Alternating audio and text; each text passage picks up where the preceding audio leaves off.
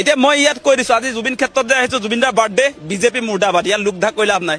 এই কথাটো কোনোবাই যদি পলিটিক্যাল স্লোগান 100% মই পলিটিক্যাল স্লোগান বুলি আপোনালোকে যদি আপোনাৰ মেনিপুলেট কৰি ক'ব খোজে 100 বাৰ কম 1000 বাৰ কম লাখ বাৰ কম বিজেপি মুৰ্দাবাদ বিজেপিয়ে জুবিনদাক ছিংগাপুৰলৈ লৈ গৈছিলে বেলেগ কথা নাই মই কৈছো মই আকাশ দলে মই কৈছো Himanta Biswa Sarma please speak north east India festival সম্পৰ্কত যে হাই কমিশনৰ পৰা যেটো চিঠি আহিছিলে মুখ্যমন্ত্ৰীয়ে সেই চিঠিটোক লৈ যেটো ৰেসপন্স দিছে এইবিলাকটো মিছা নহয় ইয়াতো চিফ মিনিষ্টাৰ আপোনাৰ যেটো সিল সেই সিলটো আছে এতিয়াও আপুনি মিছা চিনি নাপাম বুলি ক'ব নেকি শ্যামকানু মহন্তক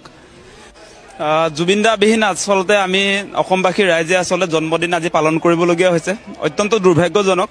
যে জুবিনদাক আধা বয়সতে আমি অসমবাসীয়ে হেৰুৱালো জুবিনদাৰ কাৰণে আসলতে আমি কি কম আজিৰ দিনটোত যে জুবিনদা যতে আছে কুশলে থাকক আৰু জুবিনদাৰ যি আদৰ্শ আমি ফৰৱাৰ্ড কৰি লৈ যাব লাগিব অসমীয়া জাতিয়ে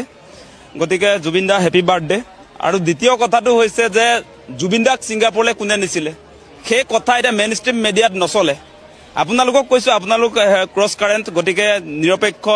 অনুসন্ধান ভিত্তিত আপোনালোকে বাতৰি সম্প্ৰচাৰ কৰে নিৰ্ভৰযোগ্য এটা সংবাদ প্ৰতিষ্ঠান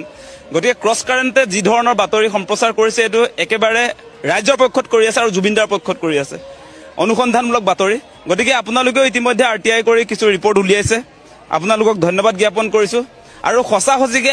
মই নিজে ব্যক্তিগতভাৱে এতিয়ালৈকে 5টা প্ৰেছ কনফাৰেন্স দিছো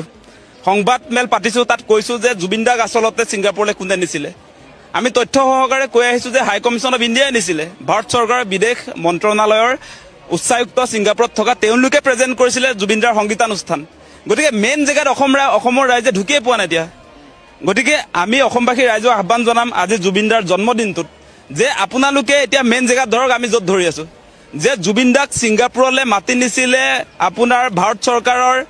বিদেশ আসলতে মন্ত্ৰালয় আৰু আপোনাৰ হাই কমিশন অফ ইণ্ডিয়া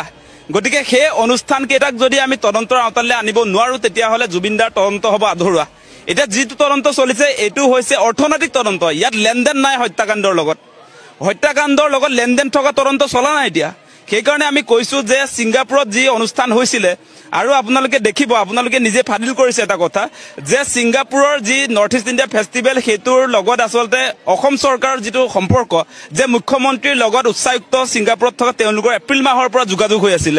গতিকে সেই অনুষ্ঠানটো হাই কমিশনে প্ৰেজেন্ট কৰিছে গতিকে চিঠি পত্ৰবিলাক স্পষ্ট